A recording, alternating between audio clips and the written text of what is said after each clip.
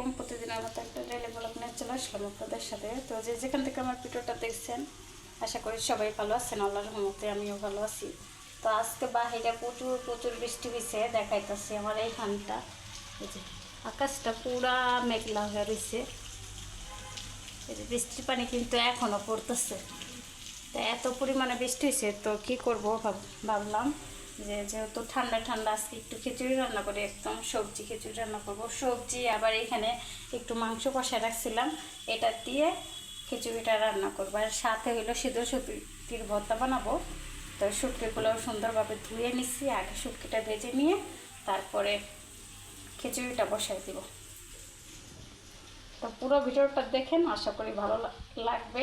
আর এরকম ঠান্ডা মৌসুমে তো খিচুড়ি খাওয়ার মানে আনন্দ মজা যাই বলেন অন্যরকম। তাহলে আমিও ভাবলাম যে আজকে খিচুড়ি রান্না করি, এরকম যেহেতু ঠান্ডা ঠান্ডা একটা ভাব হয়েছে। আজকে চুলায় যে বসিয়ে দিয়েছি তাওয়া, শুকনো মরিচ ভাজার জন্য দিয়েছি, যেহেতু শুটকিটা ভর্তা বানাবো আগে পেঁয়াজ মরিচ এগুলো ভেজে নেব।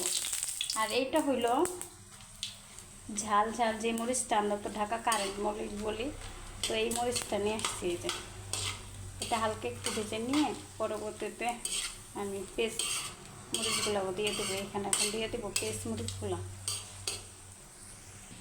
এখন দিয়ে দেবো এখানে।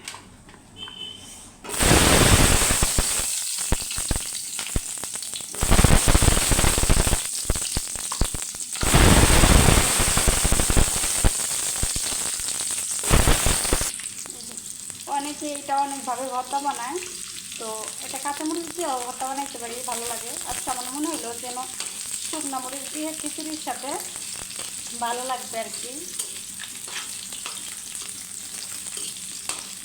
এটা খুব সুন্দর করে ভেজে নিব, তারপর সবার লাস্টে শুটকিগুলো ভেজে নেব। আর খিচুড়িটা একদম অন্যভাবে রান্না করবো, যেহেতু আমার কষানো মাংস ছিল অল্প করে, আর সবজি এগুলো সব কিছু যে মিক্স করে আগে বসিয়ে দিব। তো আপনারা দেখেন, দেখলেই বুঝবেন আমি কীভাবে আজকে রান্না করতেছি খিচুড়িটা।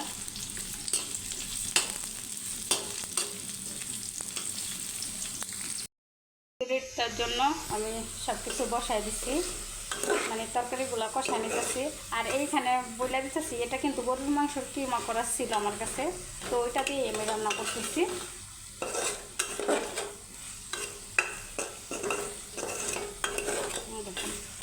এখন সুন্দর করে এটা কষাই নেবো। আমি কিন্তু এখন তেল কোনো কিছু এখানে দিব না, আমি পরবর্তীতে এটা আবার বাগার দিব।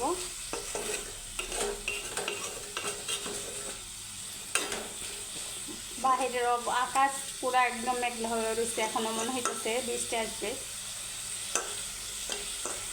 প্রচুর প্রচুর বৃষ্টি হচ্ছে, একদম আনলিমিটেড বৃষ্টি হচ্ছে। এই যে এখানে দেখেন আমার কিন্তু তরকারিগুলা মাংসের সাথে সুন্দর করে, এই যে কিমা মাংসের সাথে কষানো হয়ে গেছে একদম। আমি কিন্তু এটা একদম পারফেক্টলি মানে সিদ্ধ করি নেই, হালকা রাখছি হাফ, কারণ চাউলটা ডালটা যখন দিব তখন কিন্তু আরও এটা আরও সিদ্ধ হয়ে যাবে, তখন গুলো গুলো একদম ভালো লাগবে না। তো আমি এর সাথে এখন চালগুলো দিয়ে দিব। আর এটা আমি ভাতের চাল দিয়ে সম্পূর্ণ রান্নাটা করতেছি। আজকে কোনো পোলাও চালে, সবসময় আমি পোলাও চালের ফুট নিয়ে আসি, ওগুলা দিয়ে করি। তো আজকে একদম ভাতের চাল দিয়ে রান্নাটা করতেছি খিচুড়িটা। সুন্দরভাবে নাড়াচাড়া করে এটাকে পানি দিয়ে দেবো পরিমাণ মতো। আর এই যে চালটার ডালটা হালকা করে একটু কষিয়ে নিচ্ছিলাম, তো এখন পরিমাণ মতো পানি দিয়ে দেবো এর সাথে।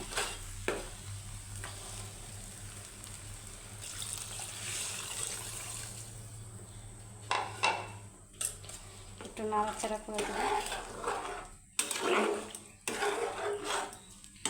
এখন কয়েক টুকরা কাঁচামরিচ ফেলে রাখছিলাম, এটা দিয়ে ঢাকনা দিয়ে ঢেকে দেবো। এখানে তো খিচুড়িটা বসাই দিয়েছি, আর এর মাঝে এই যে তাওয়া করে নিয়ে আসছিলাম শুটকিগুলো কেটে নেব।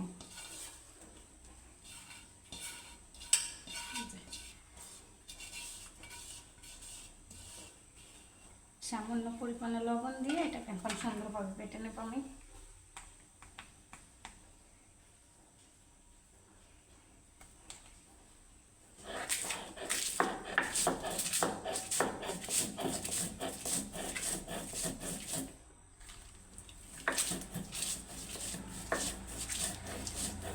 কাছে এই খিচুড়ির সাথে ভর্তাটা হইলে আর কিছু লাগে না।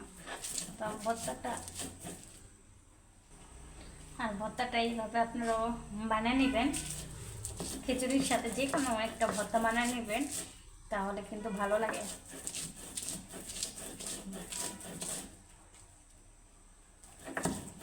শীতল শুটকির ভর্তা অনেকভাবেই বানানো যায়।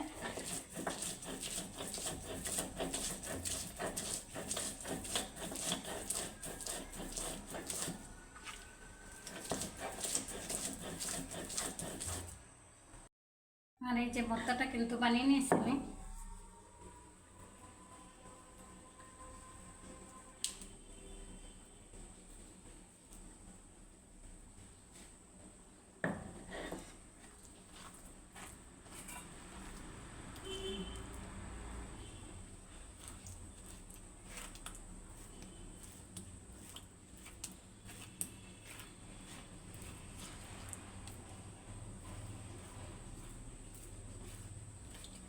আপনারা ওই রকম আমার মতো শীতল শুটকির ভর্তাটা বানিয়ে নেবেন, অবশ্যই ভালো লাগবে আপনাদের কাছে। তো এখন দেখা যাক খিচুড়ির কি অবস্থা। আর ছোটোবেলায় আমরা মানে এইভাবে পাটায় পুইসা একটু গরম ভাত হলে আমার কাছে চাইতাম যে একটু গরম ভাত দিলে পাটায় পুইসা ভাতটা খাওয়ার মজাই কিন্তু অন্যরকম। তো ছোটোবেলায় বিশেষ করে এই কাজগুলো করতাম। এখন আর ওই রকম মন মানসিকতা নেই, কিন্তু আসলে পাটায় পুইসা যদি গরম ভাত খাওয়া যায় না, দেখেন হাতের অবস্থা গিয়েছে, তাহলে ভালো লাগে, অনেক মজা লাগে আর কি, যে যেটা আর কি পছন্দ করে। যাই হোক, এখন দেখি খিচুড়িটার কি অবস্থা। রান্না দিয়ে খিচুড়িটা ঢেকে ভর্তাগুলো কিন্তু বানিয়ে নেওয়া হয়ে গেছে। এখন এই যে দিয়ে দেবো এখানে, দেখেন ডিমটা এইভাবে দিয়ে দিলাম। আমি প্রথমেই বলছি আমি কিন্তু একদম একটু ভিন্নভাবে খিচুড়িটা রান্না করবো। তো ভালোভাবে এই যে এটাকে আমি নাড়াচাড়া করে দেবো। দেখুন, ভালোভাবে নাড়াচাড়া করে দেবো।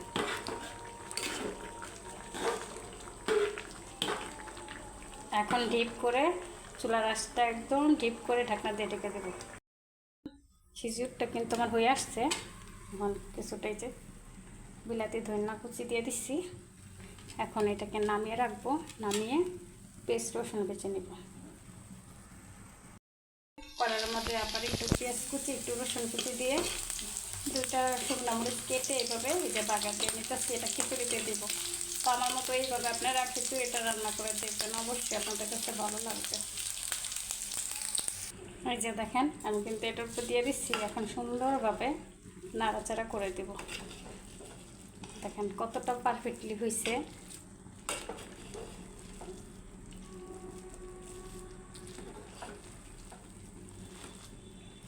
তো এই তো ছিল আমার ভিডিওটা আজকের মতো। তো কেমন হয়েছে অবশ্যই আমার ভিডিওটা কেমন হয়েছে অবশ্যই আমাকে কমেন্টে জানাবেন আর কি। ভুলভাল হয়ে যায় কথার মাঝে, যাই হোক। তো ভিডিওটা ভালো লাগলে অবশ্যই আমার পেজটাকে ফলো করবেন, বেশি বেশি করে ভিডিওগুলো শেয়ার করবেন। আর ইউটিউব চ্যানেল থেকে দেখে থাকলে অবশ্যই সাবস্ক্রাইব করে আসবেন। তো আল্লাহ হাফেজ, সবাই ভালো থাকবেন। ভিডিওটা